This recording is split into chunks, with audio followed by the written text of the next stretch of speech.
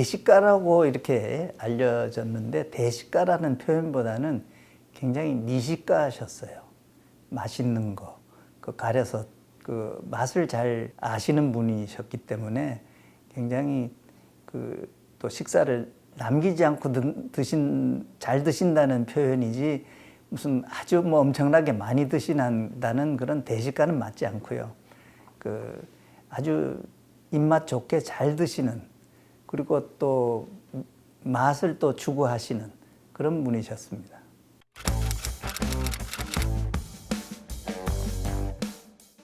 제가 뵀을 때는 담배도 안 피실 때니까 근데 담배에 대한 말씀을 당신께서 하셨습니다. 예전에 손이 노랗게 될 정도로 담배를 좋아했고 파이프 담배까지 피시고 근데 미국서 깜짝 놀라서 선진국에서는 이제 금연을 해야 되는 시대가 됐다 하는 걸 느끼셨다고 그 다음부터 끊으셨다. 그래서 그 이후에는 담배를 한 번에 끊으셨다 그래요. 그래서 대단하시다고 말씀하신 대로 다른 거 무슨 뭐 시간 드는 거 심지어는 골프도 무슨 뭐 부자들의 놀이 무슨 뭐 그런 골프에 대해서는 다른 나쁜 생각을 가지시지는 않으셨는데 시간이 많이 들어서 그거는 안 되겠다 하는 말씀을 하셨어요. 그래서 당신은 안 치시는데 국회의원 시절에 조금 치셨대요. 그 당시는 여야 의원 같이 그렇게 또 장관 뭐 이렇게 해서 치셨다고 말씀을 하셨는데 시간이 너무 많이 드니까 안 하신 걸로. 그렇지만은 나중에 대통령 당선되시고 나서는 골프에 대한 것도 공무원들도 다 해금을 했죠. 골프를 치는데 시간과 돈에 대해서 잘 관리를 해서 해야 된다. 그 다음에 공무원들도 이 돈이 적게 들게 골프를 칠 수 있게 해줘야 된다. 그런 생각을 가지고 계셨지 골프에 대한 운동 자체를 나쁘다 이렇게 생각 안 하셨습니다. 그래서 그 당시 박세리 선수도 LPGA 우승했을 때 초대도 하고 장려도 하고 그러니까 그런 기본적인 생각이 시간이 많이 들어서 나는 안 할 뿐이다. 그런 생각이셨어요. 그래서 굉장히 합리적인 생각을 하고 계셨어요.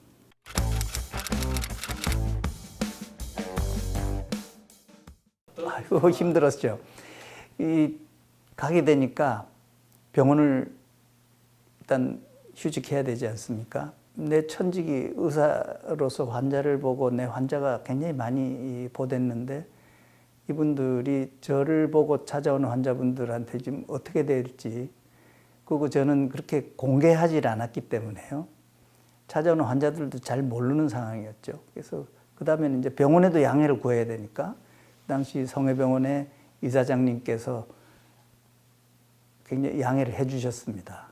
물론 나가는 것도 또 성회병원 이사장님께서 오히려 더 등 때밀어서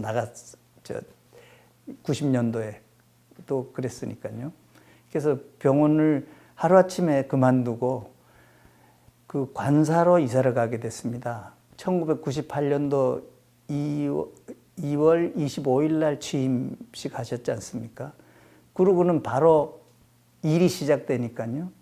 며칠 있다가는 이사도 해야 됐고 그리고 그 당시 학교 다니던 우리 애들 그냥 반강제적으로 다 전학이 되게 됐죠. 그것이 지금도 우리 애들한테는 미안합니다. 그래서 살던 집에서 바로 관사로 가서 저는 그냥 정신없이 했지만 두고두고 생각하면 우리 애들하고 특히나 우리 집사람 평범한 의사의 부인으로 잘 평화롭게 지내고 있다가 관사 생활을 하게 됐기 때문에 또 당시는 또 여러 가지 보안 문제 이런 걸로 어디로 내가 가는지도 집에도 얘기를 안 할 정도였으니까 그래서 집사람은 내가 어디로 가는지 아침에 출근하고 저녁에 오는데 어떨 때 또 해외로 갈 때도 언제 가고 언제 오는지 이제 그런 대략적인 것만 알았지 과거처럼 공항에 마중 나가고 하는 게 없기 때문에요. 그래서 상당히 지금도 힘들었다고 그렇게 얘기를 합니다. 그래서 그런 말로 표현을 못하는 여러 가지 답답함이 있었고 마치 어디 갇혀 지내는 것 같이 그리고 다른 이제 뭐 학회 생활이나 이런 연구 생활이나 또 환자 보는 거나 이런 거가 다 중단이 돼 버리기 때문에 제 스스로의 그런 성취감이나 이런 거가 조금 또 다른 성취감, 원래 가지고 있던 성취감이 덜하게 된 거죠. 그래서 더 힘들었다, 그렇게 말씀드릴 수 있습니다. 또 그렇게 원했던 거가 아니고 그렇게 어떻게 하다 보니 그렇게 그래서 도와달라고 하시니까 갔습니다마는 상당히 그걸 열심히 내 임무를 다 해야 되겠다. 또 행여라도 잘못되면 국가적으로 큰 일이 생기기 때문에 그래서 매일 아침 저녁으로 병동에 회진 돌듯이 아침에 일어나시면 뵙고, 그다음에 저녁 때 관저로 들어오시면 또 뵙고, 하루에 2번은 기본적으로 뵙고, 어디 지방 가거나 하면은 그 낮에도 좀 또 혈압이나 이런 거 체크하고 그렇게 같이 수행을 했죠. 그때는 그야말로 수행이었습니다. 네.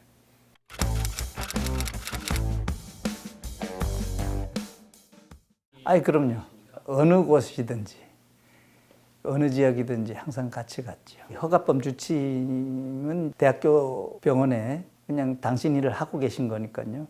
2주에 한 번 오셔서 진료 겸 잠깐 보시고 가시고, 나머지는 제가 이제 의무실장은 거기 상주 근무하면서 저도 그러니까 5년간 공무원을 한 겁니다. 그래서 상주 근무하고 그 밑에가 군의관들이 있었습니다. 의무실에.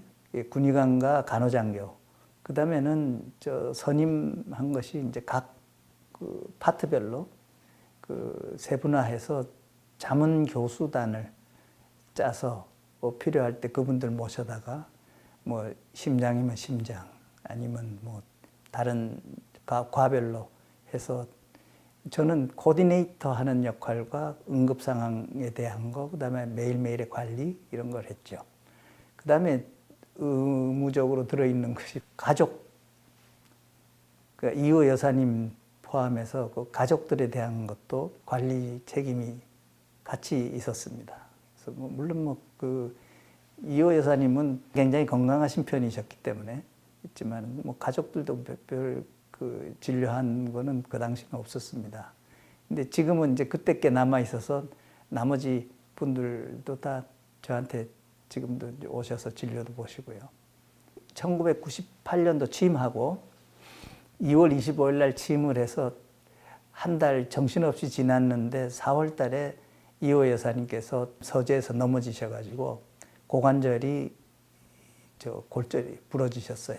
그래서 그것이 일요일이었습니다. 그래서 일요일 날 긴급 호출을 받고 그날 바로 준비를 해서 지구병원으로 후송하고 수술을 했죠. 그날. 그래서 아주 그때 기억이 잔인한 4월이다. 그렇게 얘기를 했었습니다. 인공관절 치환술이라고 하죠. 그거를 해서 회복하고 하는 데는 올해는 안 걸렸습니다. 물론 재활을 받으셔야 되기 때문에. 근데 바로 그 다음 달 5월 달로 기억합니다만은 미국 국빈 방문이 그 당시 클린턴 대통령과 만나는 국빈 방문이 예정됐기 때문에 그때까지는 무슨 일이 있어도 여사님께서 좀 걸으셔야 되지 않습니까? 그래서 열심히 재활치료, 그 수영장에서 걷고 하는 그 재활치료를 열심히 해서 굉장히 회복은 연세에 비해서는 빠르셨다. 그렇게 볼 수 있는데 그때 생각하면 아찔합니다.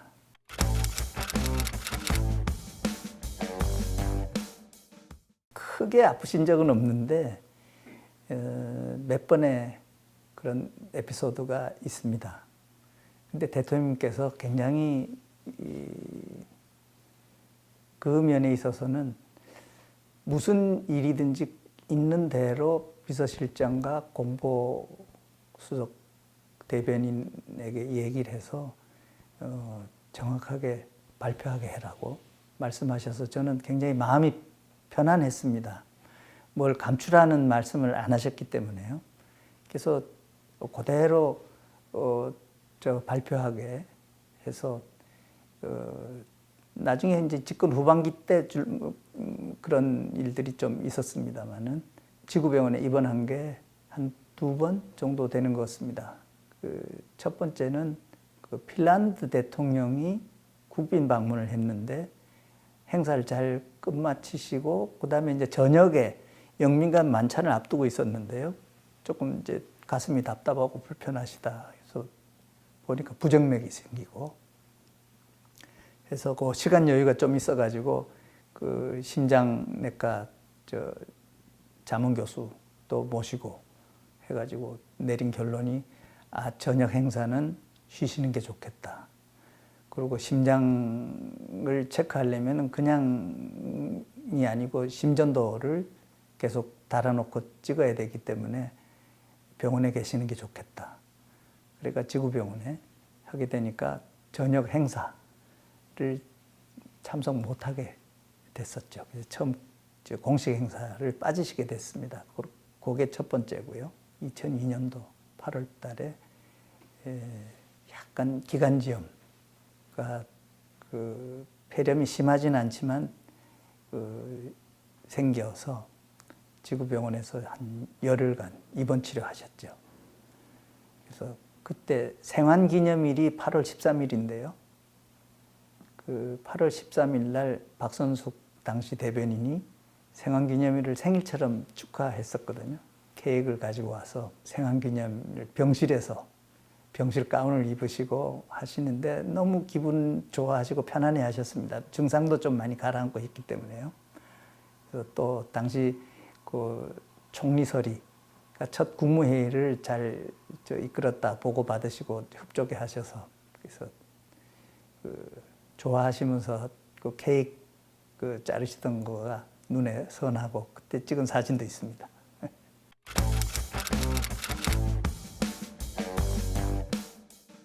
해외를 가게 되면 경호실에서 유사시에 갈 수 있는 병원을 항상 정해 놓습니다.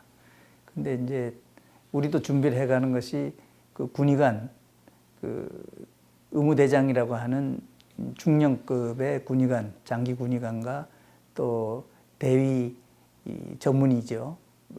군의관을 2명 데리고 가기 때문에요. 장비는 아주 최소화하지만 필요한 약과 구급함을 다 경호실에서 치밀하게 준비를 해서 가지고 가니까 그 준비는 나름대로 이제 하고는 가지만 가장 기억나는 거는 6.15 공동선언 때 2000년 평양 방문이 가장 기억이 많이 남습니다. 일상적인 해외 방문은 모든 것을 해외에서 그 초대 국가 쪽에서 많은 부분을 협조하고 책임을 지기 때문에 또 관례가 있지 않습니까? 근데 그 당시 처음 평양 방문하는데 이쪽은 뭐가 어떻게 있는지 도저히 알 수가 없는 거니까요. 그래서 어떻게 준비해야 되나 하는 것 자체가 굉장히 숙제였죠. 근데 대통령께서 한 2번을 따로 부르셔가지고 준비를 잘해달라고 하는 부탁을 하셨습니다. 그러니까 저도 굉장히 긴장이 되고요. 그래서 준비를 많이 해가야 되는데 많이 가져갈래야 가져갈 수도 없고 그래서 그 당시에 저쪽에 무슨 병원을 믿어야 될지 하는 것 자체부터 또 하는 거기 때문에 우리 군의관도 미리 선발로 가 있기도 했지만은 상당히 긴장해서 갔었습니다. 근데 뭐 가서 한 하루 지나니까 모든 게 풀렸습니다. 거기 당시 김정일 국방위원장이 직접 백화원 초대서에 찾아와서는 모든 걸 책임질 테니까 걱정하지 마시라는 그 말이 하나의 약속이잖아요. 그 다음부터는 굉장히 거기서 지내기가 편했죠.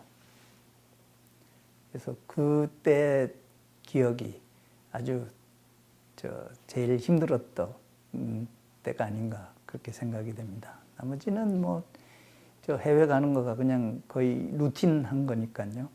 그렇게 가셔서 아프신 적은 없기 때문에 다만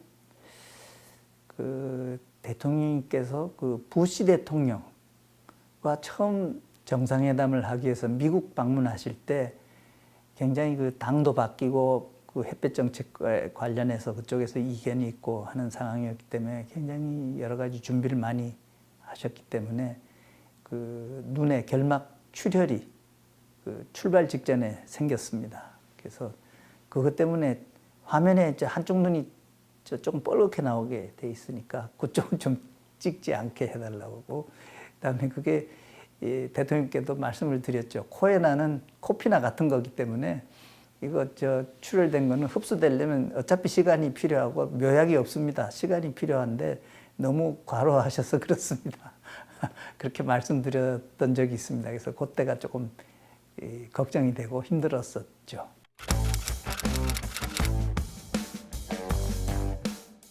그렇습니다. 예. 아침에 깨시면 제가 제일 먼저 뵙고 또 주무시기 전에 뵙고 하는 거기 때문에 거의 해외 가시면은 그 숙소, 영빈관이든지 호텔이든지 그 방에 그 근처에 있다가 뵙고 그러고 나서 이제 내 방으로 이제 제 방으로 오게 되는 거죠. 거의 하루에 한 2번 이상은 뵙습니다. 그러니까 생각을 해보면 정말 경무에 굉장히 많은 일을 하시면서 그걸 굉장히 사명감과 열정을 가지고 하셨기 때문에 제가 나이가 어느 정도 되고 보니까 정말 힘드신 일을 이렇게 하셨구나. 어떤 말을 하셨냐면 대통령은 감기 걸릴 자유도 없다. 그런 말씀을 하시고 아플 자유가 없다고까지 하실 정도였습니다. 그러니까 너무 열심히 일을 하셨죠.